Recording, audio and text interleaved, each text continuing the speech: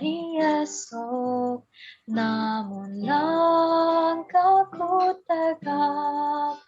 Bukan surya ku harapkan, karena surya kan lenyap. Oh, tiada ku gelisah akan masa menjelang. Ku berjalan serta Yesus, maka hatiku tenang. Banyak hal tak ku pahami dalam masa menjelang. Bagiku ini tangan Tuhan yang pegang. Makin teranglah perjalanan, makin tinggi aku naik, dan bebanku makin ringan, makin tampaklah yang baik. Di sanalah tangan abadi, tiada tangisan keluh. Di negeri seberang pelangi, kita kelak kan bertemu. Banyak hal tak ku pahami dalam masa menjelang, tapi terang bagiku ini tangan Tuhan yang pegang.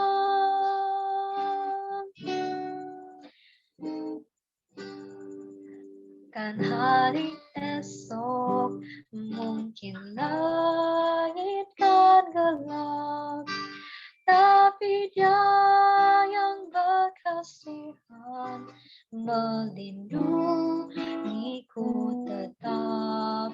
Meski susah perjalanan, gelombang dunia menderu, dipimpinnya ku bertahan sampai akhir langkahku. Banyak hal tak ku pahami dalam masa menjelang, tapi terang bagiku ini tangan Tuhan yang pegang. Tapi terang bagiku ini tangan Tuhan yang pegang.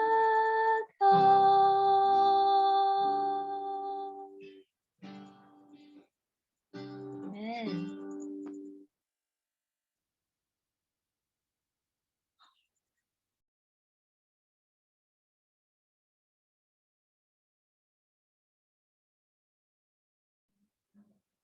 Amin kepada lagu tadi.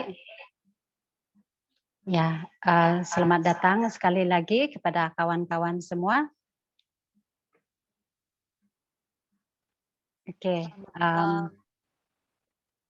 kali ini adalah kali yang kedua Sister Grace bersama dengan kita, ataupun kali kedua dia mengungsikan pelajaran. Kali kedua dia menerima undangan untuk mengungsikan pelajaran. Dan ya, pada rencana pada awalnya adalah kebaktian ini ataupun undangan terhadap Sister Grace ini mendengarkan pelajaran atau perkongsian dari dia adalah untuk Media Revival Family. Namun dalam masa yang sama ada kerinduan kami untuk membawa kawan-kawan juga dalam sesi ini, dalam program ini. Ini sesuatu yang sangat kami perlukan ya dalam keluarga kami, sesuatu yang sangat kami perlukan, dan kami tidak mau, ya kami mengundang kawan-kawan semua supaya ada kawan untuk saling menyokong. Ya, dan kali ini terima kasih sekali lagi sebab ada Sister Grace bersama dengan kita untuk mengungsikan pelajaran atau firman Tuhan. Dan bagi sesiapa yang pertama kali mendengar, saya suka di sini memperkenalkan beliau. Tidak banyak biodata yang dia bagi kepada saya. Cukup dengan dia kata dia keanggotaannya adalah di gereja kita di Manado dan dia full time sebagai home missionary. Betulkan saya nanti ya sister kalau salah, dan juga sedang mengambil part time, bukan part time, dia mengambil secara online nursing di salah satu university di Philippines. Dan dia juga adalah salah seorang trainer di Eden Way ataupun ya Eden Way medical missionary, pelatihan medical missionary di Indonesia. Oke, dan tajuk yang saya katakan kepada Sister Grace pada hari itu, oh ya, dia tanyakan kepada saya sebenarnya, apa tajuk yang mau dikongsikan? Dan saya kata, apa saja firman Tuhan yang kamu mau kongsikan, pasti akan menjadi berkat kepada kami. Lalu dia bagikan 2 tajuk, 2 pilihan, dan saya pilih yang satu itu, yang kamu sudah nampak, yang kami postkan, yaitu ujian lulus sekolah Kristus. Saya pula tersilap-silap ini. Oke. Ujian akhir untuk lulus sekolah Kristus. Lebih kurang seperti itu. Dan apakah ujian itu?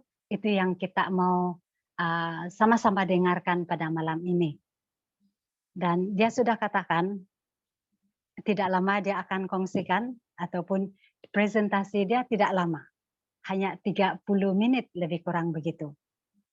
Jadi saya andaikan ataupun saya simpulkan, saya sendiri dan saya setuju kamu juga, tempatkan diri kita sebagai anak-anak pada saat ini, seorang anak-anak yang rindu akan firman Tuhan. Dan biasanya seorang anak kecil yang berumur sekitar 5 tahun atau 7 tahun, penumpuan mereka tidak lama, lebih kurang dengan usia mereka. Kalau seorang anak itu 7 tahun, maka penumpuannya lebih kurang 7 hingga 10 menit saja untuk mempelajari atau mendengar sesuatu. Jadi bagi kita di sini pada malam ini, kita akan coba ataupun kita usahakan untuk tumpukan sepenuhnya perhatian kita dalam masa 30 menit begitu.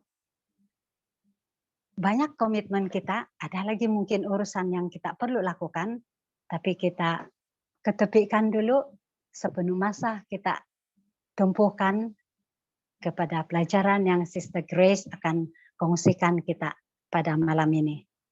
Dan ya selepas dia kongsikan pelajaran itu, ada juga soal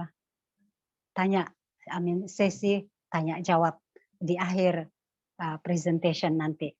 Dan sementara dia menyampaikan pelajaran, kamu boleh tulis di ruang chat pun boleh juga untuk jimatkan masa, ataupun di selepas itu pun boleh juga supaya tidak terganggu mungkin selepas presentation baru kita boleh boleh cakap terus, boleh tanya terus.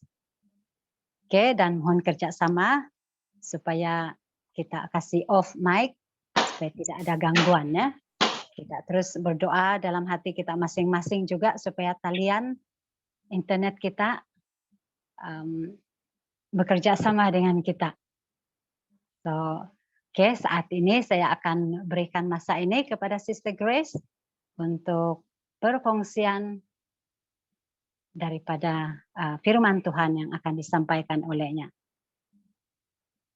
Silakan Sister Grace. Baik, selamat malam. Salam sejahtera dari Indonesia buat saudara-saudara yang berada di Malaysia. Sangat bersyukur lagi kita bisa ketemu, walaupun hanya Zoom ya.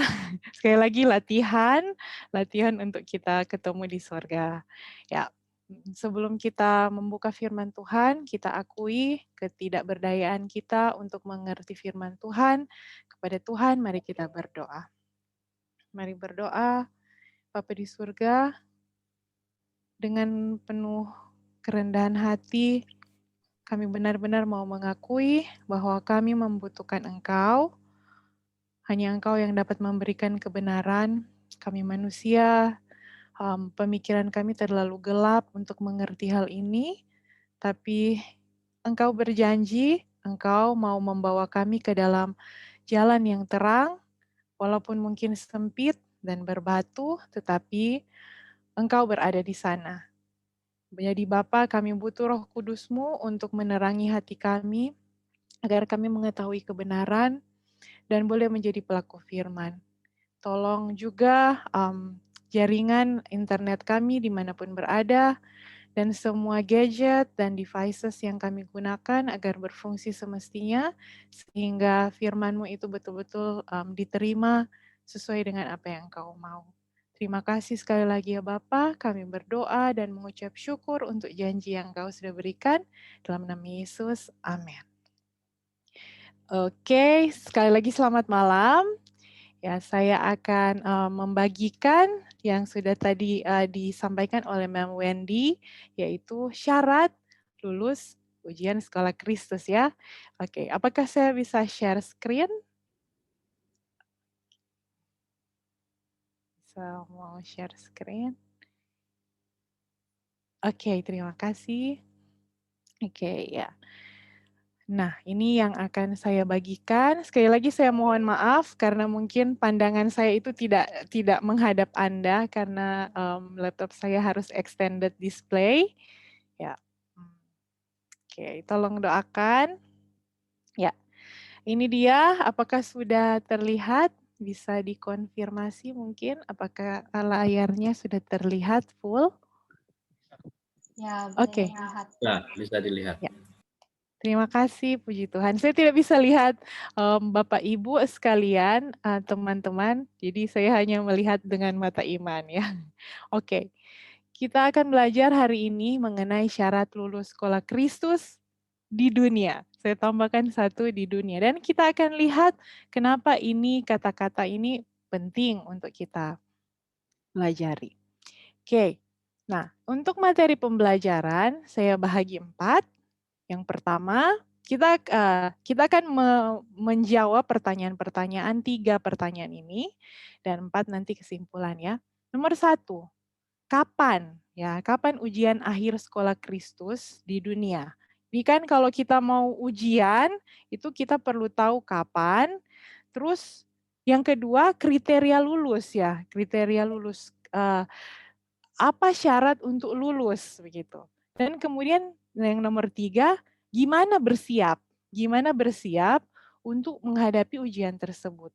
Jadi 3 hal ini yang akan kita jawab, yaitu kapan, yang kedua syarat, apa yang harus dicapai, dan yang ketiga adalah persiapan ujian, bagaimana bersiap. Dan yang keempat nanti kita akan lihat kesimpulan. Oke, kita masuk di pertanyaan nomor 1.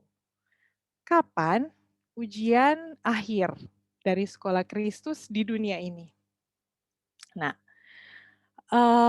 untuk menjawab hal ini, kita perlu pergi ke Wahyu 14 ayat 14 sampai 16. Nah, saya memang sengaja tidak taruh di sini supaya kita buka Bible kita semuanya, karena kita Bible study seperti tadi Mem Wendy bilang kita katanya mesti seperti anak-anak ya.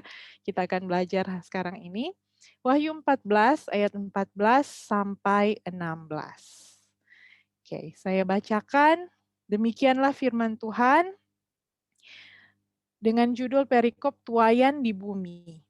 Dan aku melihat sesungguhnya ada suatu awan putih dan di atas awan itu duduk seorang seperti anak manusia dengan sebuah mahkota emas di atas kepalanya dan sebilah sabit sabit tajam di tangannya. Maka keluarlah seorang malaikat lain dari bait suci dan ia berseru dengan suara nyaring kepada dia yang duduk di atas awan itu. Ayunkanlah sabitmu itu dan tuailah, karena sudah tiba saatnya untuk menuai, sebab tuayan di bumi sudah masak. Dan ia yang duduk di atas awan itu mengayunkan sabitnya ke atas bumi, dan bumi pun dituailah. Jadi di sini ada satu kisah yang kita lihat di Wahyu 14 ayat 14 sampai 16 bahwa ada peristiwa penuaian. Nah, terus apa hubungan dengan sekolah? Ini ada sekolah, ada tuayan, ada raja, kemudian raja ini raja yang unik karena raja ini punya mahkota tapi dia punya sabit. Ini ada teman saya bilang bahwa ini adalah raja yang raja petani. Jadi jangan menganggap remeh raja petani karena di sini sebenarnya raja petani itu adalah Yesus. Nah, untuk mengetahui hal ini, untuk tahu kapan apa maksudnya penuaian ini, kita pergi ke Matius 13. Matius 13 ayat 36 sampai 43. Matius 13 ayat 36 sampai 43, kita akan melihat kapan itu penuaian dan kita akan hubungkan dengan ujian tadi. Nah, Matius 13 ini adalah penjelasan perumpamaan tentang lalang di antara gandum. Saya bacakan mulai ayat 36, Bapak Ibu, saudara-saudara sekalian bersama-sama dengan Alkitab ya. Maka Yesus pun meninggalkan orang banyak itu, lalu pulang. Murid-muridnya datang dan berkata kepadanya, "Jelaskanlah kepada kami perumpamaan tentang lalang di ladang itu." Ayat 37, ia menjawab, katanya, "Orang yang menaburkan benih baik ialah anak manusia. Ladang ialah dunia. Benih yang baik itu anak-anak kerajaan dan lalang, anak-anak si jahat. Musuh yang menaburkan benih lalang ialah iblis." Nah, ada satu jawaban di sini. Waktu menuai ialah akhir zaman. Dan para penuai itu malaikat. Maka seperti lalang itu dikumpulkan dan dibakar dalam api, demikian juga pada akhir zaman. Anak manusia akan menyuruh malaikat-malaikatnya dan mereka akan mengumpulkan segala sesuatu yang menyesatkan dan semua orang yang melakukan kejahatan dari dalamnya. Semuanya akan dicampakkan ke dalam dapur api, di sanalah akan terdapat ratapan dan kertakan gigi. Pada waktu itulah orang-orang benar akan bercahaya seperti matahari dalam kerajaan Bapa mereka. Siapa bertelinga, hendaklah ia mendengar. Jadi di sini, di ayat 39, kalau kita perhatikan, nah, di ayat 39 kita lihat bahwa masa penuaian tadi adalah akhir zaman. Masa penuaian tadi adalah akhir zaman dan ini di sini saya sudah tulis di situ. Ujian akhir adalah sama dengan masa penuaian itu sama dengan akhir zaman dan itu adalah kedatangan Kristus yang kedua kali. Akhir dari sekolah kita di dunia ini adalah ketika Kristus datang dan itu adalah memang final yang menentukan hasil dari ujian akhir tersebut. Dan itu dihubungkan dengan masa penuaian. Nah, oke, tadi kita sudah lihat ya bahwa kapan itu adalah kedatangan Yesus yang kedua di akhir zaman. Nah, kita tidak akan pelajari kapan dengan tanggal 20 Desember 2031 tidak. Itu bukan ranah kita untuk tahu sekarang karena Alkitab mengatakan itu adalah otoritas Tuhan. Kita tidak usah korek-korek itu kapan. Kita bersiap saja, nanti kita lihat persiapannya apa. Tapi yang pasti, pada waktu akhir zaman itu datang, pada waktu Yesus datang, ada dua kelompok, yang lulus dan yang tidak lulus. Yang lulus terdapat dalam Yesaya 25 ayat 9. Ya, kita bacakan ya sama-sama. Yesaya 25 ayat 9. Ini adalah salah satu ayat favorit saya. Firman Tuhan berkata, pada waktu itu orang akan berkata, sesungguhnya inilah Allah kita yang kita nanti-nantikan, supaya kita diselamatkan. Inilah Tuhan yang kita nanti-nantikan, marilah kita bersorak-sorak dan bersukacita oleh karena keselamatan yang diadakannya. Jadi orang yang lulus akan, yeay, Daddy datang gitu ya. Jadi inilah Allah kita menantikan Allah kita ya seperti itu. Tetapi ada orang yang tidak lulus dan itu kriteria orang tersebut ada terdapat di dalam Wahyu 6 ayat 13 sampai 17. Mana ketika hari itu terjadi, sebenarnya mulai ayat 12 sih, mengenai meterai ke-6 dan kemudian di ayat 13, dan bintang-bintang di langit berjatuhan ke atas bumi bagaikan pohon ara, menggugurkan buah-buahnya yang mentah, apabila ia digoncang angin yang kencang. Maka menyusutlah langit bagaikan gulungan kitab yang digulung, dan tergeserlah gunung-gunung dan pulau-pulau dari tempatnya. Dan raja-raja di bumi dan pembesar-pembesar, serta perwira-perwira, dan orang-orang kaya serta orang-orang berkuasa dan semua budak serta orang merdeka bersembunyi ke dalam gua-gua dan celah-celah batu karang di gunung. Dan mereka berkata pada gunung-gunung dan kepada batu-batu karang itu, runtuhlah menimpa kami dan sembunyikanlah kami terhadap dia yang duduk di atas tahta dan terhadap murka anak domba itu. Sebab sudah tiba hari besar murka mereka dan siapakah yang dapat bertahan. Jadi yang satu bersukacita, yang satu ketakutan. Ya, sepertinya ini sama dengan ketika hasil ujian ya. Kalau ujian akhir itu ada yang yeay, tapi ada yang lain yang ya itulah yang terjadi ketika hari itu datang. Nah, di manakah kita pada hari ini? Kalau misalnya Yesus datang hari ini, apakah kita bersukacita atau kita lagi ketakutan? Aduh, saya belum siap.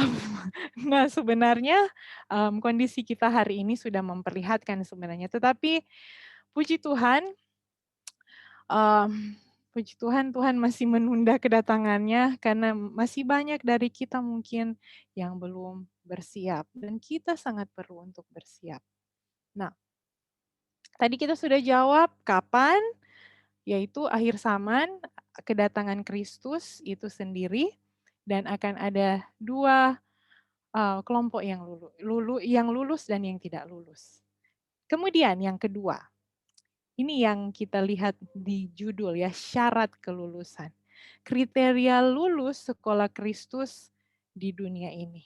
Nah, kriterianya gampang-gampang susah. Matius 5 ayat 48. Nih,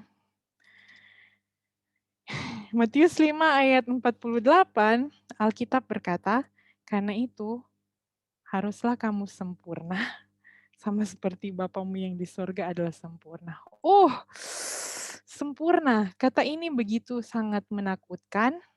Dan apakah ada orang yang sempurna? Siapa sebenarnya yang bisa masuk di Yesaya 25 ayat 9, di kelompok Yesaya 25 ayat 9? Sepertinya tidak ada. Tidak ada yang dapat sempurna seperti Bapa. Tetapi apakah kita hilang harapan ketika melihat hal ini? Tentu saja tidak ya, tentu saja tidak.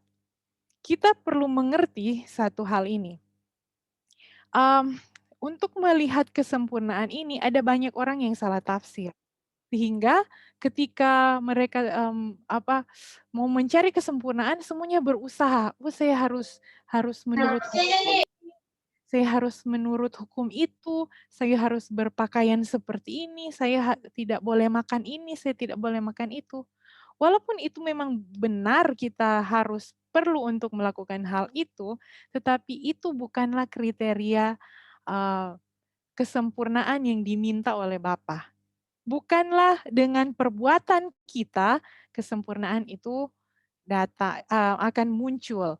Dan ada satu konsep yang perlu untuk kita ketahui. Sekolah Kristus sebenarnya itu tidak pernah berakhir. Sekolah Kristus tidak pernah berakhir dan makanya tadi kita lihat saya tambahkan di judul Sekolah Kristus di dunia. Sekolah Kristus di dunia. Karena kita sebenarnya tidak pernah akan tamat. Kita selalu akan menjadi studentnya Tuhan. Mari kita lihat konsep ini, konsep kesempurnaan dan konsep sekolah Kristus yang kita boleh lihat di dalam Amsal 4 ayat 18. Amsal 4 ayat 18. Sebelum kita lanjut, mari kita sekali lagi berdoa. Bapa di surga, kami rindu agar Engkau sendiri yang berbicara. Taruhlah perkataan-Mu dalam mulut hamba-Mu, jangan biarkan hamba-Mu berbicara sesuai dengan kata-kata sendiri, tetapi kami rindu agar Engkau sendiri yang berbicara. Tolong ya Bapa, karena hanya firman-Mu yang berkuasa. Terima kasih, kami berdoa dan mengucap syukur kepadamu dalam nama Yesus. Amin. Amsal 4 ayat 18, firman Tuhan berkata, tetapi jalan orang benar itu seperti cahaya fajar yang kian bertambah terang sampai rembang tengah hari. Jadi di sini kita lihat dia ini hanya sampai di terang yang paling terang. Tidak akan turun menjadi lebih gelap. Dia akan terus menerus menjadi terang dan semakin terang dan semakin terang dan semakin terang. Tidak akan kembali menjadi gelap. Makanya ini kesempurnaan itu bukanlah satu titik tertentu yang harus diraih bahwa saya sudah berpakaian seperti ini, saya sudah makan seperti ini, saya sudah tidak melakukan dosa ini, saya sudah tidak melakukan dosa ini. Jadi kayak 10 hukum itu kita sudah checklist. Tidak, tidak, tidak. Bukan seperti itu. Kesempurnaan itu bukan satu titik tertentu yang harus diraih karena kita akan terus-menerus bertumbuh menjadi semakin sempurna dan semakin sempurna. Sama seperti ini juga di kerajaan surga pun ketika lulus ujian akhir sekolah di dunia ini, kita akan terus-menerus bertumbuh semakin sempurna. Ya, ini yang perlu kita pahami agar kita tidak ketakutan untuk bagaimana menjadi sempurna seperti Bapa ya, begitu. Karena kita punya waktu untuk selama-lamanya untuk mengenal dan bertumbuh ke arah Bapa itu sendiri. Nah, seperti ini juga konsep yang dikatakan dalam ayat yang lain. Nah, 1 Korintus 2 ayat 9. Nah, 1 Korintus 2 ayat 9 ini banyak yang sering menafsirkan sebagai surga. Tapi sebenarnya kalau kita melihat ini adalah mengenai pembelajaran mengenai Tuhan itu sendiri, pembelajaran Alkitab kalau di dunia ini. 1 Korintus 2 ayat 9 mengatakan, tetapi seperti ada tertulis, apa yang tidak pernah dilihat oleh mata dan tidak pernah didengar oleh telinga, dan yang tidak pernah timbul di dalam hati manusia, semua yang disediakan Allah untuk mereka yang mengasihi Dia. Dan kemudian 1 Korintus 13 ayat 12 mengatakan, karena sekarang kita melihat dalam cermin satu gambaran yang samar-samar, tapi nanti kita akan melihat muka dengan muka. Sekarang aku hanya mengenal dengan tidak sempurna, tapi nanti aku akan mengenal dengan sempurna seperti aku sendiri dikenal. Jadi apa yang saya mau katakan adalah kesempurnaan itu progresif. Itu akan berkembang terus-menerus, tidak ada batas. Ya, tidak ada batas. Di surga nanti, ini yang di surga ya, menurut Membina Pendidikan Sejati buku Education, ini luar biasa sekali bagi saya secara pribadi waktu baca ini. Inilah surga. Di sana nanti apa yang menyelubungi pemandangan kita ketika apa yang menyelubungi pemandangan kita telah disisihkan, mata kita akan melihat keindahan dunia yang sekarang kita menangkapnya hanya sekilas melalui mikroskop, Bila mana kita melihat kemuliaan langit yang sekarang dapat diamati dari jauh dengan teleskop. Jadi kalau sekarang sesuatu yang kita bisa lihat di mikroskop dan teleskop, di surga nanti akan banyak sekali yang akan kita pelajari. Banyak sekali yang akan kita pelajari, mata kita akan mampu melihat yang hanya sekarang dilihat oleh mikroskop dan teleskop. Jadi ada banyak sekali yang akan kita pelajari di sekolah Kristus sebenarnya. Ini di buku yang sama, di 282 paragraf 3, dikatakan bahwa nanti sesudah kita ya di sini ya, sesudah dia berdiri dalam terang kekekalan, maka segala sesuatu akan nampak jelas. Ada banyak sekali yang akan kita pelajari. Kenapa ini membuat saya senang? Karena dulu waktu saya masih junior high school, SMP, saya pernah takut masuk surga. Karena apa? Karena saya nonton film yang menunjukkan surga itu putih, penuh awan, kemudian kita terbang-terbang main kecapi. Itu sangat boring, itu sangat membosankan, dan saya pikir, hah? Jadi di surga begitu? Tapi ternyata kalau baca Alkitab tidak seperti itu ya. Kita akan terus-menerus belajar, dan belajar. Tidak akan berhenti. Makanya harus suka belajar ya dari sekarang. Nah sekarang jangan dululah sampai ke atas sana karena kita nanti akan belajar tidak akan terbatas. Nah sekarang di dunia ini, apalagi tadi yang mau menghadapi kedatangan Tuhan, apa kriteria kelulusan, kesempurnaan di dunia ini? Nah, kita lihat sebenarnya kenapa pada waktu awal saya buka dengan penuaian. Karena inilah yang ya, maaf. Oke. Karena inilah yang berhubungan dengan syarat itu sendiri. Oke. Nah, di Markus 4 ayat 13, ini yang kita baca tadi ya, Markus 4, tapi ayat-ayat sebelumnya. Ketika murid-murid itu dikasih tahu mengenai perumpamaan tentang penabur, mereka bertanya, ya, mereka bertanya di ayat mereka bertanya kan, ayat 10, ketika ia sendirian, pengikut-pengikutnya dan ke-12 murid itu menanyakan dia tentang perumpamaan itu. Lalu ayat 13 Yesus sampaikan satu hal yang sangat-sangat penting. Lalu ia berkata kepada mereka, "Tidakkah kamu mengerti perumpamaan ini? Kalau demikian, bagaimana kamu dapat memahami semua perumpamaan yang lain?" Jadi ternyata perumpamaan ini adalah fondasi dari berbagai macam perumpamaan yang lain yang Yesus mau sampaikan kepada kita. Perumpamaan tentang penabur. Dan kalau kita lihat, kalau akhir dari hidup kita di dunia ini adalah, ya selain kematian itu adalah kedatangan Kristus, maka harusnya kita perlu mengetahui akhir dari zaman itu yang adalah penuaian itu. Semoga Bapak dan Ibu dapat follow jalan yang sedang kita lalui sekarang. Jadi ini mengenai perumpamaan tentang penabur. Maka penting sekali bagi kita untuk mengetahui proses dari pematangan itu, di penuaian itu. Kita pergi ke Markus 4 ayat 26 sampai 29. Ini ada proses dia berkata dengan judul perikop perumpamaan tentang benih yang tumbuh. Ayat 26, lalu kata Yesus, beginilah hal kerajaan Allah itu. Seumpama orang yang menaburkan benih, lalu pada malam hari ia tidur dan pada siang hari ia bangun, dan benih itu mengeluarkan tunas. Tunas itu makin tinggi. Bagaimana terjadinya tidak diketahui orang itu. Bumi dengan sendirinya mengeluarkan buah melalui tangkainya, mula-mula tangkainya, lalu bulirnya, kemudian butir-butir yang penuh isinya dalam bulir itu. Apabila buah itu sudah cukup masak, orang itu segera menyabit sebab musim menuai sudah tiba. Jadi ini ada proses kan, tadi dia bilang Bumi mengeluarkan buah, mula-mula tangkai, lalu bulir, kemudian butir-butir yang penuh isinya dalam bulir itu, lalu buah yang matang. Jadi ada proses untuk dituai.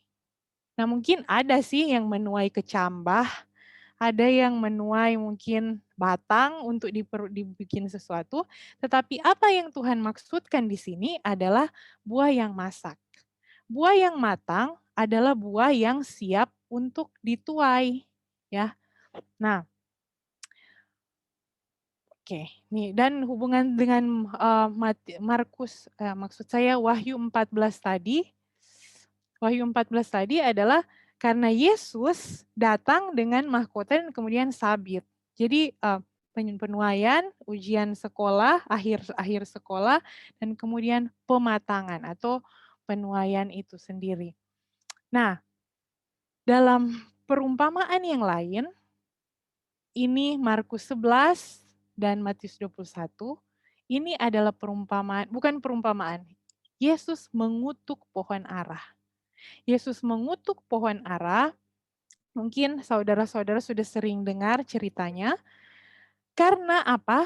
Kenapa pohon ara ini dikutuk? Karena Yesus mencari buah, dia tidak menemukannya. Banyak orang hanya sampai berdaun. Jadi sudah benih itu sudah masuk, tadi kita lihat benih itu adalah firman, benih sudah masuk ke dalam hati, kemudian sudah berkecambah, kemudian sudah mulai bertumbuh dan sampai di daun. Tapi ketika Yesus datang, tidak ada buah, hanya ada daun. Apakah ini bisa dituai? Dan apa maksud dari cerita ini? Kenapa hanya sampai daun? Hampir sekali ya, hampir sekali berbuah.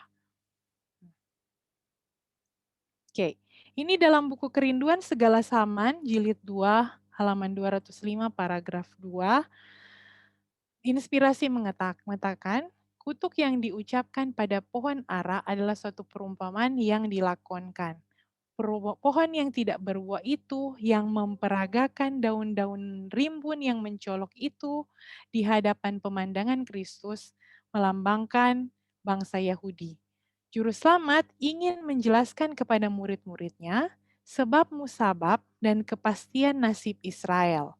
Untuk maksud ini, ia memberikan sifat-sifat akhlak pada pohon itu dan menjadikannya sebagai penafsiran terhadap kebenaran ilahi. Jadi ini kembali daun ya. Dia melanjutkan seperti ini. Orang Yahudi menonjol di atas segala bangsa yang lain, mengaku setia kepada Allah.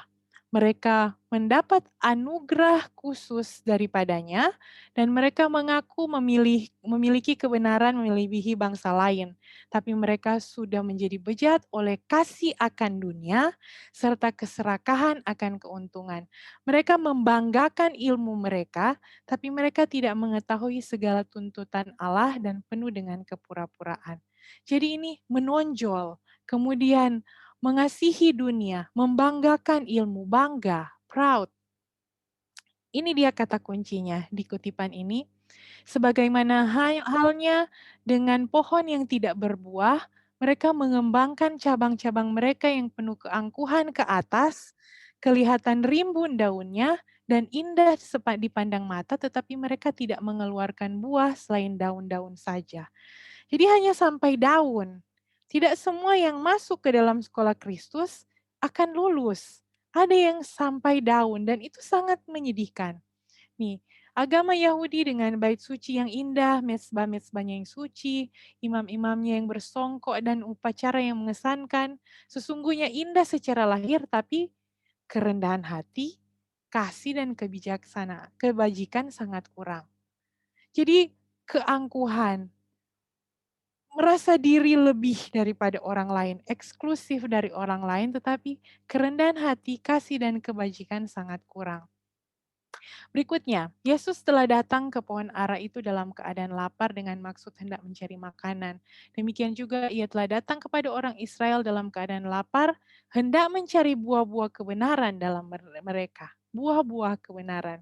Ia telah melimpahkan pemberiannya kepada mereka, agar mereka dapat mengeluarkan buah untuk menjadi berkat bagi dunia.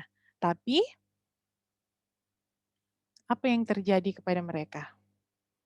Setiap kesempatan telah diberikan kepada mereka, dan sebaliknya ia mencari simpati dan kerjasama mereka dalam pekerjaan anugerahnya. Tuhan ingin apa dengan mau melihat buah? Ia ingin melihat dalam mereka sifat pengorbanan diri dan belas kasihan, kerajinan bagi Allah, serta kerinduan jiwa yang mendalam demi keselamatan sesama manusia. Sekiranya mereka telah memelihara hukum Allah, mereka dapat melakukan pekerjaan yang tidak mementingkan diri seperti yang dilakukan Kristus. Tidak mementingkan diri, lowly. Hanya orang-orang yang rendah hati, yang tidak angkuh, yang mau untuk mengorbankan diri. Hanya orang-orang yang rendah hati dan lemah lembut yang berbelas kasihan. Hanya orang-orang yang rendah hati yang rajin. Dan hanya orang-orang yang rendah hati yang rindu untuk melihat, memiliki kerinduan yang mendalam kepada keselamatan jiwa-jiwa. Jadi inilah buah yang Tuhan mau. Tapi ini yang membuat tidak lulus, yang hanya tampak daun-daun. Tetapi kasih akan Allah dan manusia dilenyapkan oleh kesombongan dan sifat merasa diri cukup.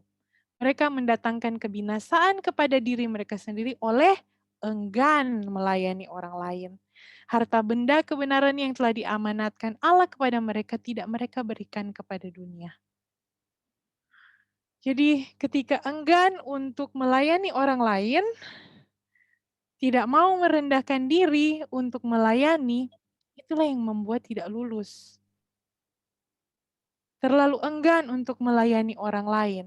Maunya selalu berada center of attraction, center of attention, selalu mau untuk dilihat, oke, mungkin berkhotbah ke sana kemari atau apapun itu, tetapi ketika di dalam kehidupan sehari-hari, apakah mau pegang kaki orang, apakah mau memegang hal-hal, ya, mau melayani orang, daun, banyak orang hanya sampai di daun, hanya sampai di kata-kata, tetapi di dalam karakter secara pribadi setiap hari tidak ada buah, tidak ada kerendahan hati, tidak ada kasih, tidak ada kebajikan yang kita sudah baca tadi. Amaran itu berlaku untuk segala masa. Tindakan Kristus dalam mengutuki pohon yang telah diciptakan dengan kuasanya sendiri itu berdiri sebagai amaran kepada semua jemaat dan kepada semua orang Kristen. Tidak ada seorang pun dapat hidup sesuai dengan hukum Allah tanpa melayani orang lain. Harus perlu melayani, harus perlu merendahkan diri. Ini ya, kembali lagi apa yang membuat tidak lulus. Banyak orang tidak hidup sesuai dengan kehidupan Kristus yang berkemurahan serta tidak mementingkan diri. Ada orang yang menganggap diri mereka orang Kristen istimewa, tidak mengerti apa yang termasuk dalam pelayanan bagi Allah. Mereka merencanakan dan belajar untuk menyenangkan diri sendiri saja. Mereka bertindak hanya untuk kepentingan diri sendiri. Waktu berharga bagi mereka hanya kalau mereka dapat mengumpulkan bagi diri sendiri. Dalam segala persoalan kehidupan inilah yang menjadi tujuan mereka. Jadi hanya saya. Mungkin masih ingat di kesehatan mental yang lalu, yang membuat saya itu membuat orang menjadi sakit mental sebenarnya. Dan ini juga menyebabkan orang-orang yang merasa diri Kristen tidak lulus dalam ujian sekolah Kristus.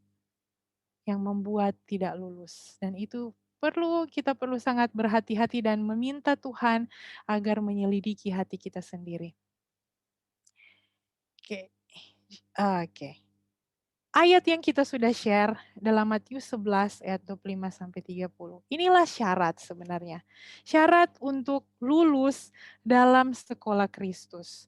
Matius 11 ayat 25 sampai 30.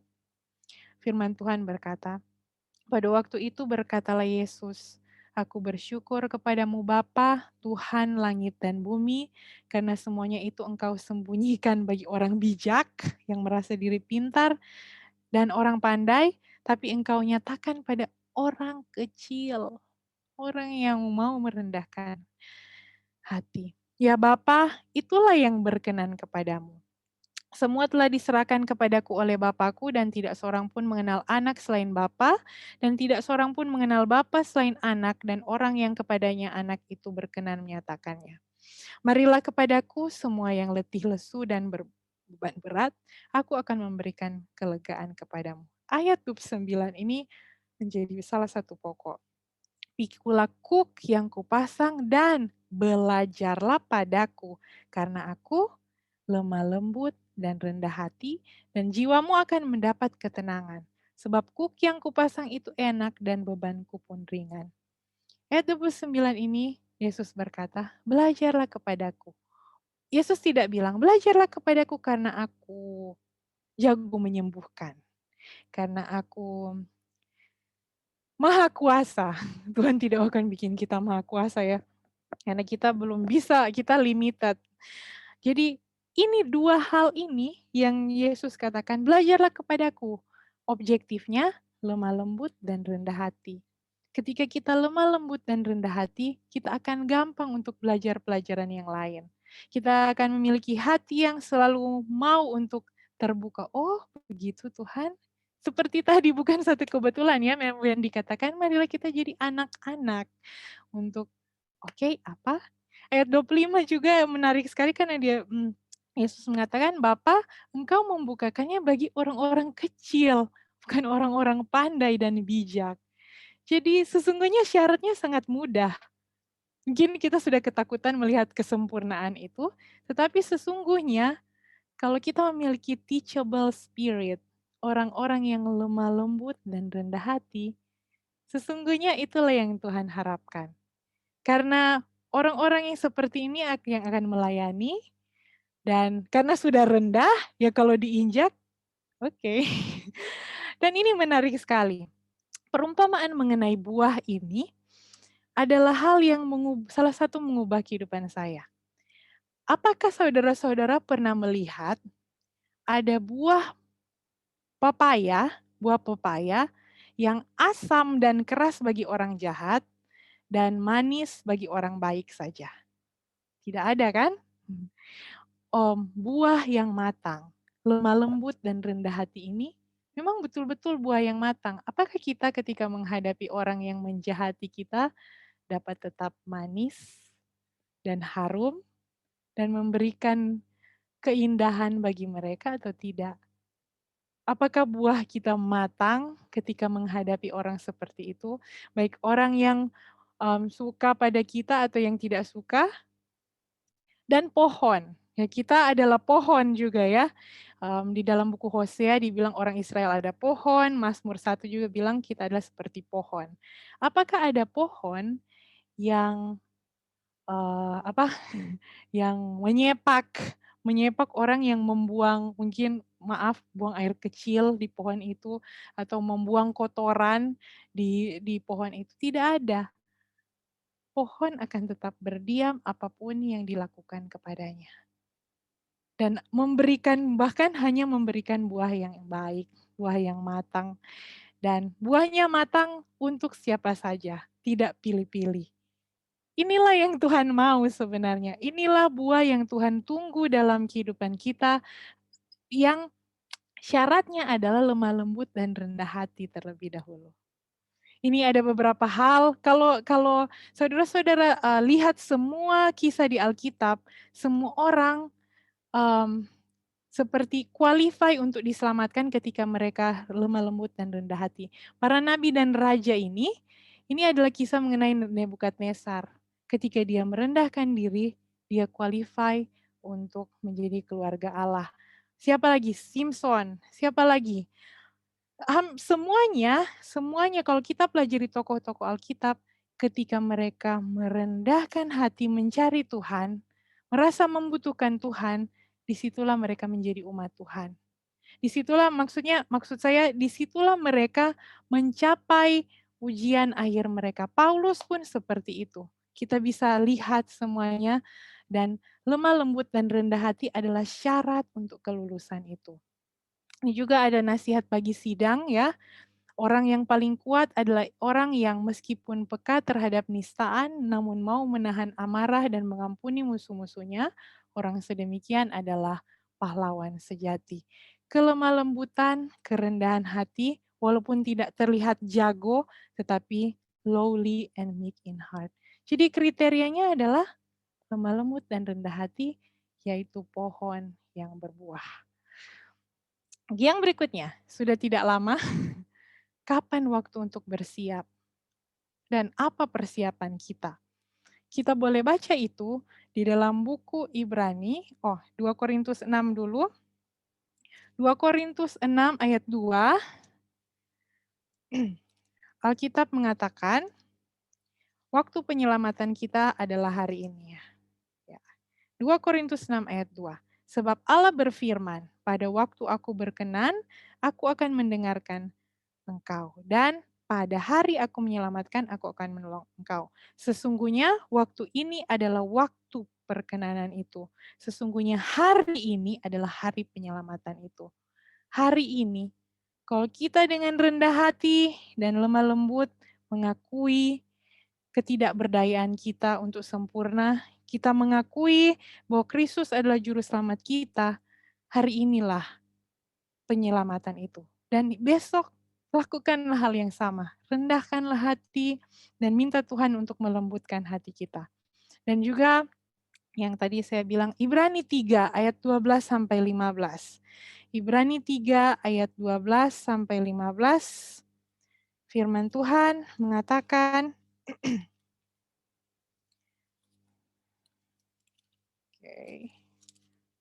maaf.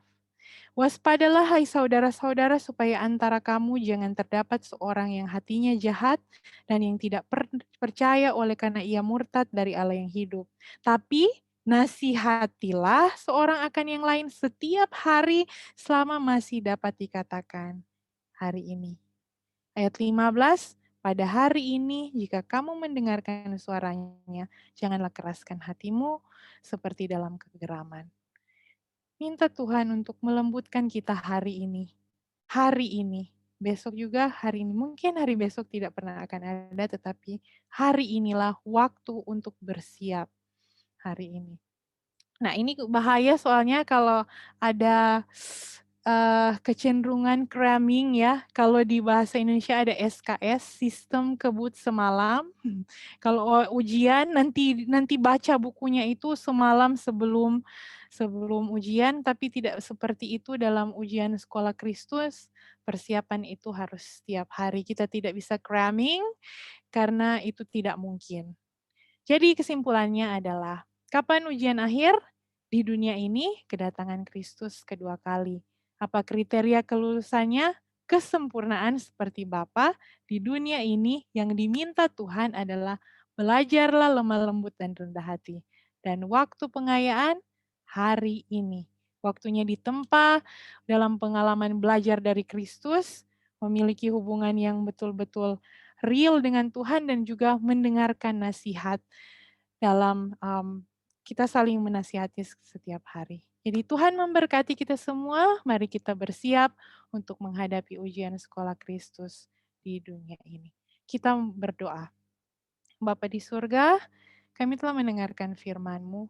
Tidak ada sesuatu yang baru yang kami pelajari hari ini, tetapi untuk hal-hal kecil yang Engkau ingatkan, tolong kami Bapa, karena kami sering tidak mampu untuk melakukannya.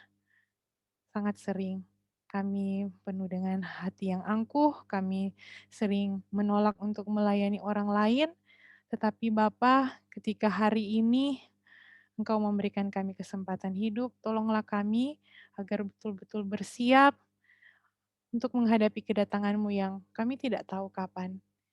Tapi biarlah hari ini kami boleh bersiap Bapa, kami boleh saling menasihati, kami boleh menjadi lemah lembut dan rendah hati, memiliki roh yang dapat diajar. Terima kasih Bapa, kami berdoa dan mengucap syukur kepadamu dalam nama Yesus. Amin. Demikianlah presentasi saya. Mungkin sudah lewat 30 menit, mohon maaf. Ya, Bapak. Amin. Amin. Puji Tuhan.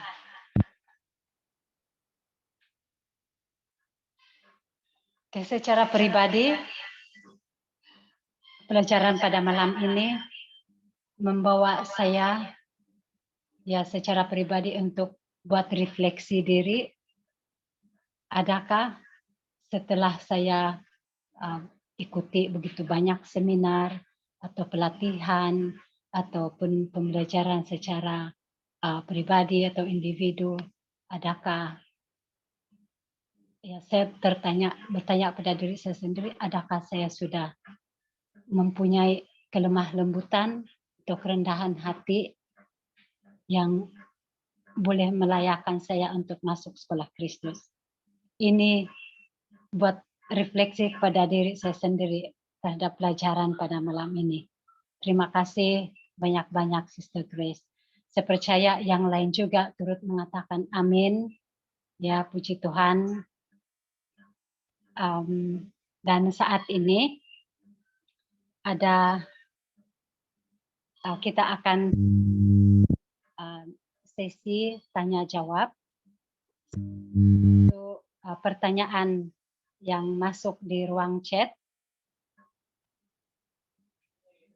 ya, dari Sister Nelly dia ditanyakan, benih ini disebut sebagai apa dalam kehidupan kita?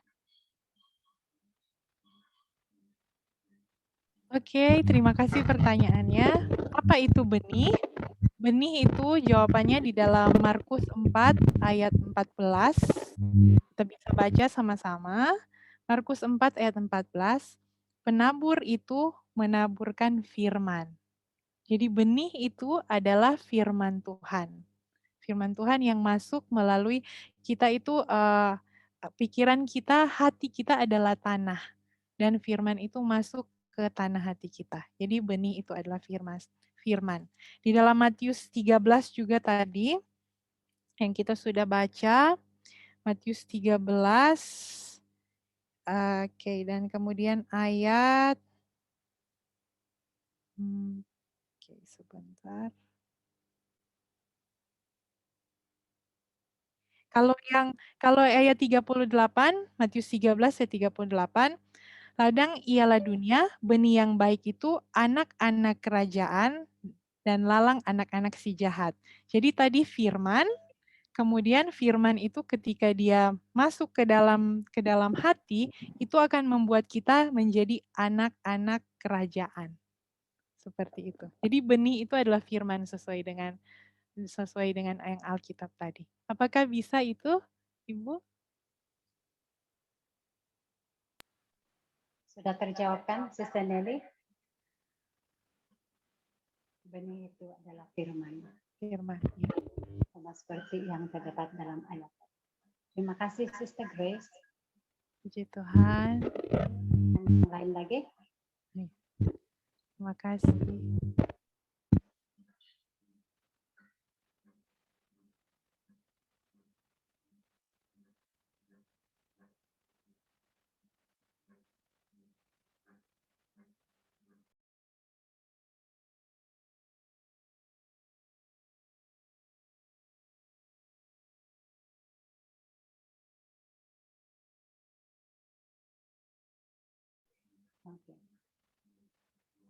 Oke, silakan lagi ya kalau ada yang mau bertanya.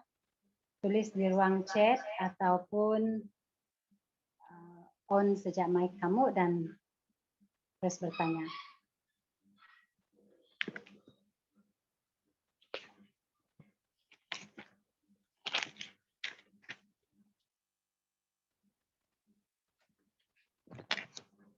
Oke, sebelum ya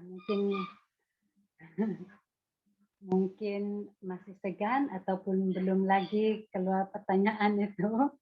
Oke, dari saya sendiri, Sister Grace, menurut Matius ataupun ayat yang kita bacakan tadi itu, di Matius 11 ayat 26 hingga 30, di mana Yesus katakan, datang kepada Dia, hai kamu yang berbeban berat. Kira-kira apakah beban yang Tuhan nampak di anak-anaknya itu. Apa bebanan dalam kehidupan anak-anak Tuhan yang dia lihat itu ya? Oke, ini pertanyaan yang bagus ya. Jadi maksudnya Mem Wendy adalah apa maksudnya beban dalam dalam ini ya? Di dalam Matius 11 ayat 29 sampai 30 ya. Beban yang Yesus maksudkan di sini. Apa benar seperti itu? Oh ya, oke. Ini waktu saya pelajari juga, memang sebenarnya saya mau masukkan tapi nanti terlalu panjang. Kita lihat di dalam Yeremia. Oke, semoga ini ya. Oke. Yeremia 23 ayat 33 sampai 36. Ini luar biasa sekali. Saya sangat suka sekali dengan pertanyaan ini ya. Terima kasih, Mem. Nih, firman Tuhan berkata demikian. Yeremia 23 ayat 33 sampai 36. Apabila bangsa ini, baik nabi ataupun imam, bertanya kepadamu, apakah sabda yang dibebankan oleh Tuhan? Maka jawablah mereka, kamulah beban itu, sebab itu kamu akan kuang dari hadapanku, demikianlah firman Tuhan.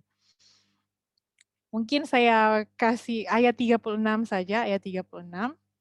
Tetapi sabda yang dibebankan oleh Tuhan, janganlah kamu sebut-sebutkan lagi, sebab yang menjadi beban bagi setiap orang ialah perkataannya sendiri.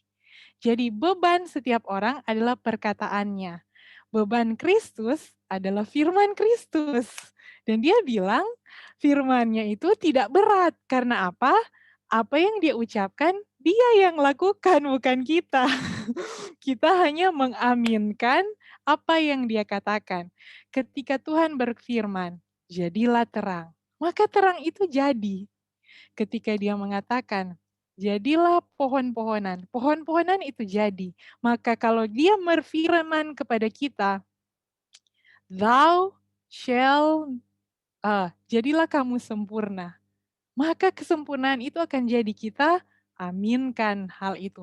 Makanya banyak orang yang merasa berat dengan beban firman Tuhan karena berusaha untuk melakukannya sendiri. Saya tidak akan membunuh, saya tidak akan berzina, saya tidak akan mencuri, saya harus makan ini, saya harus berpakaian seperti ini. Itu menjadi beban yang sangat berat dan membuat kekristenan itu seperti kayak tidak boleh ini, tidak boleh itu. Jadi seperti apa ya, penjara. Tetapi kalau kita mengerti akan konsep ini yang tadi sudah ditanyakan, firman Tuhan, beban yang Tuhan mau kasih adalah firman-Nya.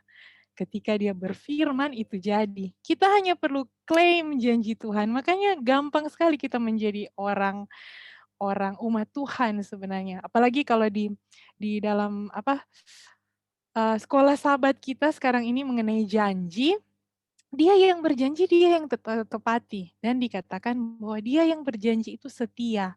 Dan buku bilangan bilang, dia tidak pernah berdusta. Jadi, sudah panjang lebar ya. Pokoknya intinya adalah beban Kristus adalah firman-Nya. Dan kita perlu klaim janji Tuhan agar itu bukan kita yang lakukan, tetapi dia yang lakukan sehingga beban itu menjadi ringan. Itu, seperti itu Mel. Jawabannya dari Alkitab. Gimana Mem kira-kira atau ada yang mau menambahkan? Disilakan. Terima kasih. Amin. Pencerahan baru saya terang. Terima kasih, Suster. Jadi bagaimana dengan yang lain? Ada yang mau bertanya? Silakan. Mungkin saya mau tambahkan sedikit mengenai beban dan kuk ya. Jadi Tuhan bilang dia akan memberikan beban dan dia akan taruh kuk. Indah sekali sebenarnya ini. Karena beban itu adalah firman Tuhan. Kemudian kuk itu dia pasang ke kita. Dan dia pasang, jadi dia pasang kuk ke kita, kan kuk kita sudah tahu ya yang supaya sapi itu bisa seimbang ya, atau yang membajak itu seimbang. Dan dia taruh kuk bagi kita Dan saudara-saudara tahu, cook yang satu, ujung yang lain dikasih ke siapa? Itu di Tuhan. Jadi sebenarnya Tuhan yang sedang membawa kita sama-sama dengan beban itu, sedang bekerja. Makanya ada satu hal yang kita perlu sadari. Kita itu tidak pernah melayani Tuhan. Tuhan yang melayani kita. Kalau kita sampai dibawa untuk melayani, itu adalah untuk karakter kita. Bukan karena, oh kamu saya mau jadikan pekerja. Tuhan tidak membuat kita budak. Tetapi dia membuat kita pekerja bersama dia, tapi sebenarnya dia yang bekerja bukan kita. Kita itu disuruh bekerja karena apa? Kalau kita idle, kita malas, pasti kita akan berpikir mengenai gosip, berpikir mengenai film-film, dan akhirnya jadi stres sendiri, kesehatan mental kita terganggu. Jadi kita akan sakit, kita akan kacau kalau kita itu tidak melakukan apapun. Makanya Tuhan memanggil, ayo bekerja bersama-sama, kamu akan merasakan kebahagiaan kalau kamu berbagi kepada orang lain. Kalau kamu sering melayani orang lain, itu adalah kebahagiaan Tuhan. Jadi beban itu dari dia, cook yang dipasangkan, dia yang sebenarnya bawa kita sama-sama dengan. Jadi ini cook saya, kemudian saya melihat itu Kristus di sebelah saya yang sedang membawa cook itu. Jadi itu sangat indah sekali ayat Alkitab ini. Ini mungkin tambahan dari saya. Tuhan memberkati. Amin. Oke, ada satu pertanyaan yang masuk, Suster. Bagaimana saya tahu bahwa Roh Kudus masih bekerja di dalam hati saya? Oke, praise God. Ini adalah good question juga ya. Kita perlu, mungkin saya sudah pernah sharing ya kepada saudara-saudara di Sabah ini, bahwa kita perlu mengenal Roh Kudus secara pribadi. Bukan hanya Bapa, bukan hanya Yesus, tapi kita tahu Roh Kudus itu secara pribadi juga.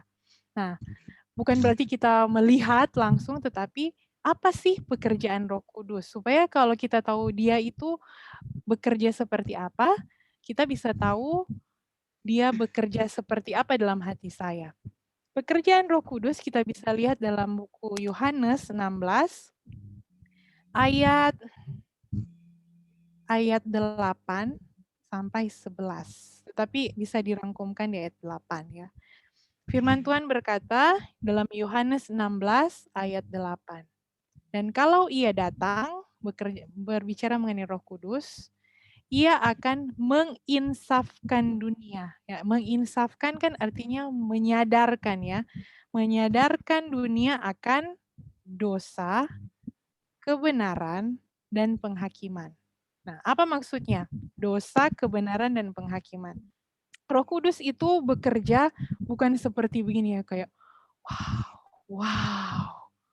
Jadi bukan hanya perasaan seperti itu ya, atau ada yang menafsirkan, ada yang sudah berbicara bahasa apa yang tidak dimengerti, itu sangat berhati-hati ya, itu bukan Roh Kudus, tapi Roh Kudus dia menyadarkan kita akan dosa, kebenaran, dan penghakiman. Menyadarkan kita akan dosa artinya begini, dia bilang itu salah. Oke, ini salah, yang ini tidak boleh dilakukan. Dosa. Kemudian kebenaran. Setelah dia kasih tahu apa itu dosa, dia kasih tahu apa yang benar. Itu tidak boleh, harusnya begini, ya. Begitu.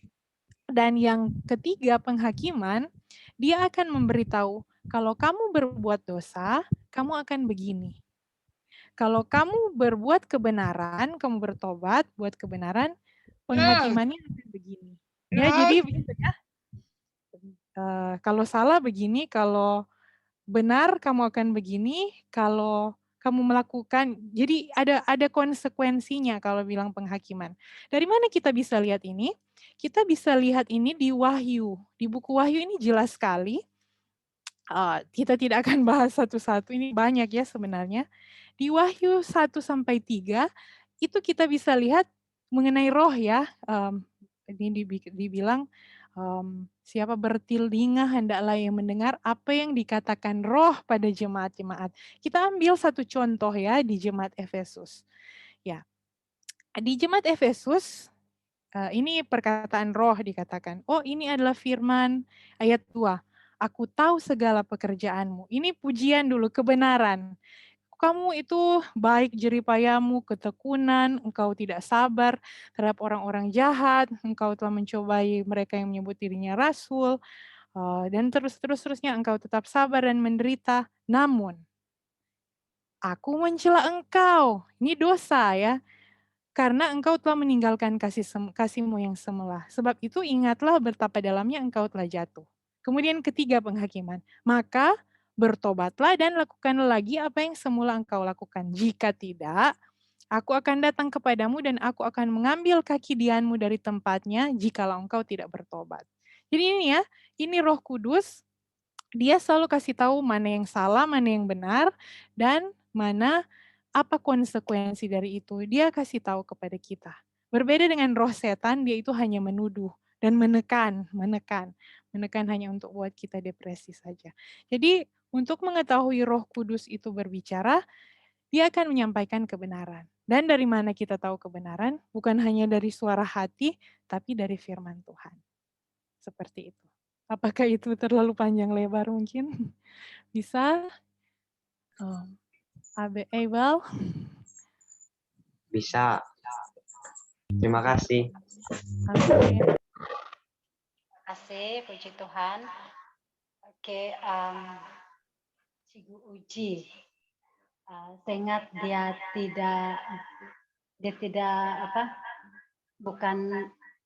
tidak masuk dari awal, dia termis separuh, dan saya rasa apa yang dia katakan di sini itu saya kira dia mungkin ini. Macam mana Cikgu Uji? Boleh unmute mic Uji dan coba bagi pencerahan apa yang kamu tuliskan. Bukan pertanyaan Beni kan?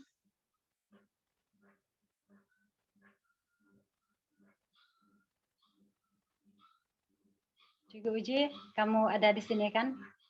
Masih ada? Apakah beban itu dari Tuhan? Kedengaran macam dia heran, kenapa itu beban dari Tuhan, sedangkan Tuhan itu sebenarnya bagi damai sejahtera untuk manusia. Itu begitu. Saya paham begitulah. Dia heran. Sister ada mention yang beban itu dari Tuhan, tapi penjelasannya bukan penjelasan yang Sister berikan tadi itu bukan menunjukkan yang Tuhan bagi beban, kan? Iya, betul sekali. Tapi mungkin ini memang betul perlu diklarifikasi. Tadi kita sudah baca ya. Berkenaan dengan respon ini. Yes, Ma'am Wendy. Kita tadi sudah baca di Yeremia 23 ya, ayat 36, yang mengatakan bahwa yang menjadi beban bagi setiap orang ialah perkataannya sendiri. Dan beban yang Tuhan kasih adalah firman-Nya ya. Beban yang dia kasih adalah firman-Nya, dan sebenarnya firman-Nya itu yang melaksanakannya adalah Tuhan sendiri. Karena ketika Tuhan berfirman, itu jadi. Itu yang kita perlu klaim juga. Perlu klaim.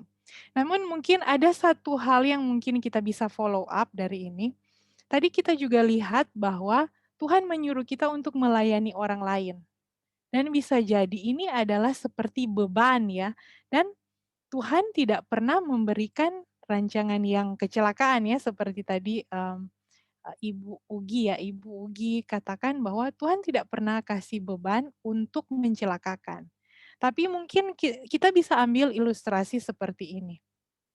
Apa beda anak-anak dengan orang dewasa? Ya, mungkin bukan secara tubuh ya. Ada satu hal yang paling esensial antara perbedaan antara anak kecil dan orang dewasa. Orang dewasa adalah orang-orang yang bertanggung jawab. mereka mengambil beban. Mereka, ya itu mengambil beban ya artinya. Dari perkembangan, tadi kita lihat ada proses penuaian ya. Kalau anak kecil, ya itu harus dipeluk-peluk, disayang-sayang gitu ya. Kemudian semakin besar, dia harus sudah belajar berjalan. Kemudian setelah dia mulai belajar berjalan, kalau dia sudah tahu makan, harus diajarkan cuci piring, kan? Gitu ya. Sudah diajarkan cuci piring. Nah, ini sudah mulai ada beban, ada beban. Oke, pekerjaan kamu punya tugas nanti cuci piring ya, kemudian lebih besar lagi cuci baju sendiri atau apa, mulai ada tanggung jawab sapu atau apapun. Semakin besar dan semakin besar, beban yang Tuhan kasih itu adalah untuk kebahagiaan kita. Walaupun tampaknya seperti beban, tetapi itu adalah untuk kebahagiaan kita. Pekerjaan, pelayanan, itu semua adalah beban-beban yang Tuhan taruh agar kita berbahagia, agar kita dapat merefleksikan karakter Tuhan yang karakter Tuhan itu melayani. Nah, talenta dalam Alkitab adalah satu ukuran berat. 1 talenta berarti berat ya. 2 talenta semakin berat berarti. 3 talenta semakin berat. Jadi talenta itu kita tahu menyanyi, kita tahu ya segala sesuatu itu adalah beban. Tapi yang susahnya adalah manusia berusaha untuk mengandalkan diri. Manusia akhirnya mau untuk memikulnya sendiri, padahal Tuhan bilang, jangan pikul sendiri, ada kuk saya, pakai kuk, dan kemudian belajar untuk lemah lembut dan rendah hati, supaya kalau lebih begini kan, bebannya itu akan lebih ringan ya, dan kita tahu bahwa Tuhan ada bersama dengan kita. Jadi intinya adalah, beban yang Tuhan berikan kepada kita tidak pernah untuk kecelakaan, selalu damai sejahtera. Tapi beban itu diperlukan.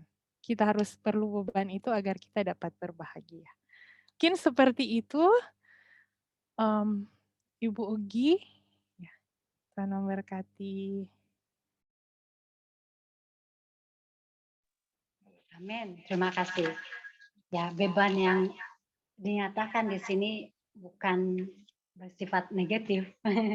Ya, saya harap saudara Uji atau Brother Uji sudah mendengar penjelasan tadi kan? Iya, amin. Betul. Firman Tuhan tidak akan menjadi beban jika tidak dimengerti. Oke, so seingat kita akan ada lagi yang mau bertanya. Kita ambil satu lagi, kemudian kita akhiri. Oke, Sister Rostia dari Kota Marudo. Dia bertanyakan, apakah orang yang mempunyai hati yang lemah lembut dan ada kasih dengan orang lain, setiap selalu berhubung dengan Tuhan melalui doa dan baca Alkitab, tetapi bila menghadapi masalah kesulitan dan kesusahan dalam hidupnya setiap hari, dia merasa takut. Apakah orang seperti itu boleh lulus dalam sekolah Kristus? Oke, puji Tuhan. Puji Tuhan, Ibu Sister Rostiah ya. Ini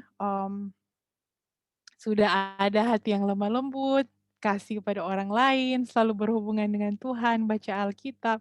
Tapi waktu kesulitan, merasa takut ya. Nah, rasa takut itu memang sesuatu yang normal kan? Sesuatu yang normal untuk takut itu menunjukkan bahwa kita itu tidak mampu. Tapi yang berbahaya adalah ketika ketakutan itu kita terpuruk dalam ketakutan. Kalau kita merasa takut, kalau kita pergi kepada Tuhan, itu ketakutan itu membawa berkat bagi kita. Jadi bisa mengerti ya maksud saya, takut itu manusiawi karena kita terbatas. Kita tidak sanggup untuk melakukan hal ini. Kalau kita terpuruk, itu berbahaya. Karena apa? Nanti saya bacakan sebentar. Tapi yang mau jadi goal adalah takut itu manusiawi, tapi itu menuntun kita kepada juru selamat. Dan ini dia. Markus 11 tadi yang kita baca mengenai perumpamaan pohon ara, Markus 11 ayat 20 sampai 26. Ini sebenarnya dikunci oleh hal ini. Ini mengenai, pohon ara itu sudah kering. Nah, ayat 22 dikatakan, Yesus menjawab mereka, percayalah kepada Allah. Aku berkata kepadamu, sesungguhnya barang siapa berkata kepada gunung ini, beranjaklah dan tercampaklah ke dalam laut, asal tidak bimbang hatinya, tetapi percaya bahwa apa yang dikatakannya itu akan terjadi, maka hal itu akan terjadi baginya. Karena itu aku berkata kepadamu, apa saja yang kamu minta dan doakan, percayalah bahwa kamu telah menerimanya, maka hal itu akan diberikan kepadamu. Takut yang membawa kita percaya kepada Allah dan selalu bergantung kepada Allah itu adalah berkat. Kita takut akan Allah. Seperti itu ya. Jadi semoga ketakutan kita dalam keterbatasan kita itu membawa kita percaya kepada Kristus, bahwa Dia yang akan settle semua masalah itu. Dan kita akan jadi seperti Kaleb. Kaleb yang mengatakan walaupun raksasa-raksasa, betul raksasa-raksasa. Tetapi dia tahu Tuhan ada bersama-sama dengan dia. Harusnya takut itu akan hilang. Seperti itu ya. Mungkin. Ya. Amen, amen. Ya, betul sekali ya. Amen. Amin. Oke, boleh difahami bahkan Sister Rastia? Oke, terima kasih semuanya dan puji Tuhan sekali lagi dan terima kasih kepada Sister Grace yang sudah meluangkan masa untuk bersama dengan kita mengungsikan firman Tuhan pada malam ini. Dan ya kiranya kita terus-menerus memohon pertolongan daripada Tuhan agar kita sentiasa semakin terang dan terang sehinggalah dia datang dan bersiap pada hari ini juga agar bersiap pada hari ini juga untuk mengambil semula kalau kita sudah hilang kelemah lembutan itu hati itu kita mulahkan semula pada hari ini. Ya, tanpa kita sadari, kita sudah pun berada di tengah tahun sebenarnya ini. Dan ya, yang sudah berlalu, sudah lebih kurang 6 bulan, sudah hampir 6 bulan sudah berlalu pada tahun ini. Biarlah di pertengahan kita ambil satu resolusi lagi untuk terus dekat dengan Tuhan. Terus menerus mempelajari karakter Tuhan, supaya karakter itu akan kelihatan di dalam kehidupan kita. Dan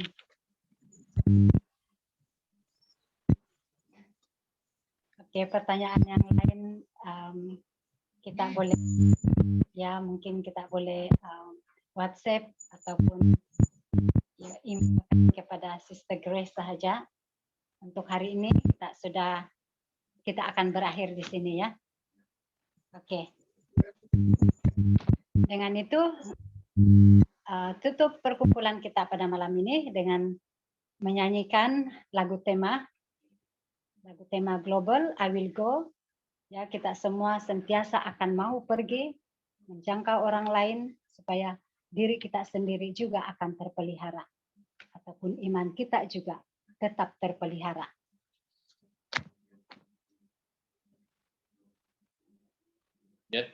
I will go.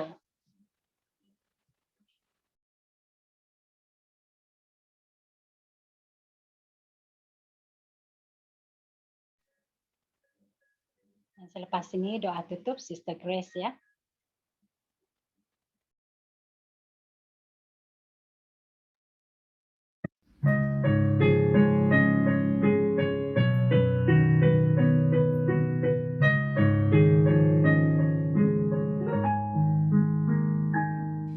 Ku dengar suara Yesus.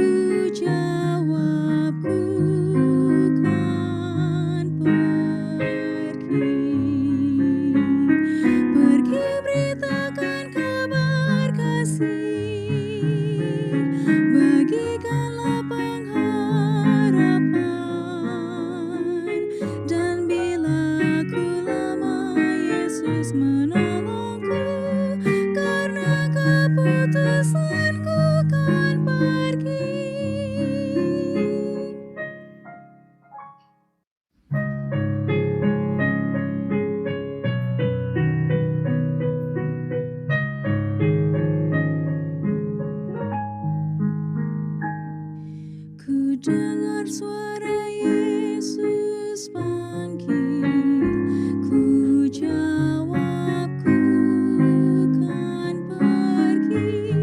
Ku lihat jiwa yang bersedih, ku jawab ku kan pergi. Pergi beritakan kabar kasih, bagikanlah pengharapan, dan bila aku lemah, Yesus menolongku, karena keputusanku kan pergi.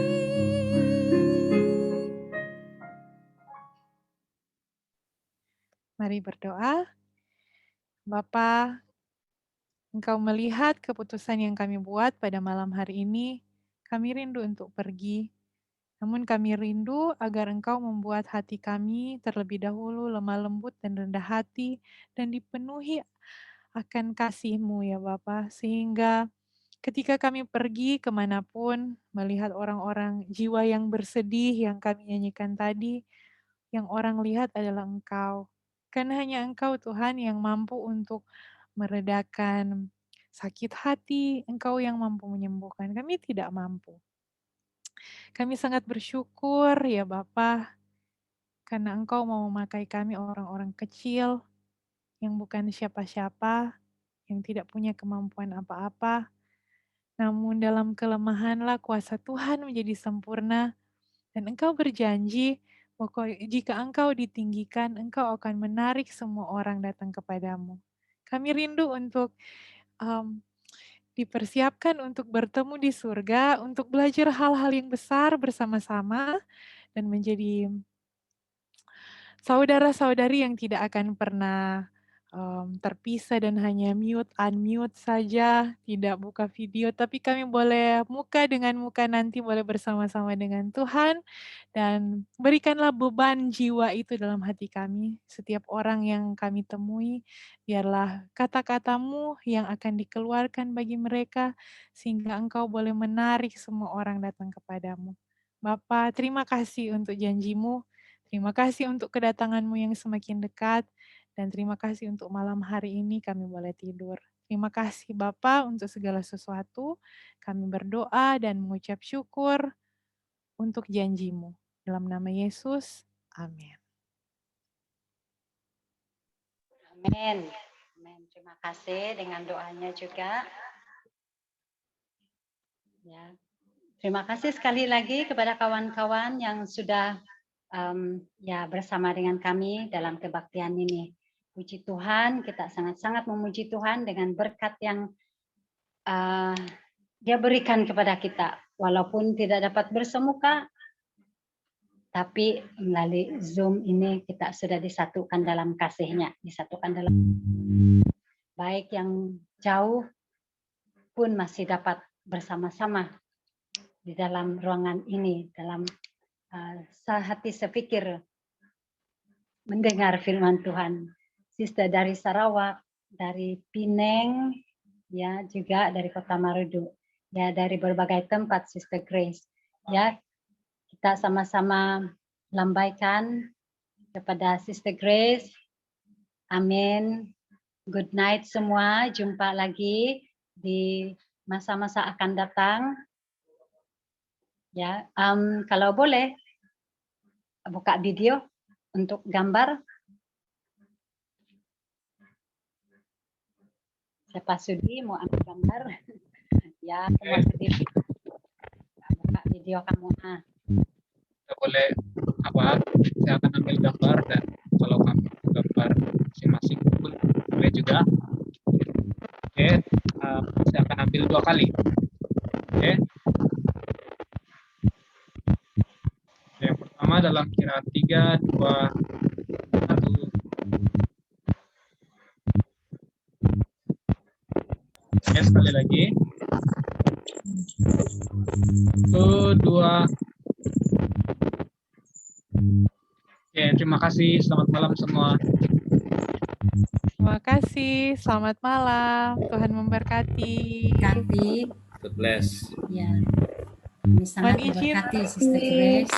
Puji Tuhan. Oke, Ya, good mohon night. izin tinggalkan. Iya. Terima kasih. Kasih Sis Grace. Eden. Bye. Semua. Selamat malam.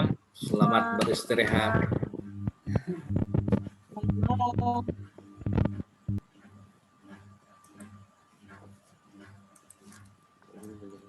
Kesempatan yang akan datang.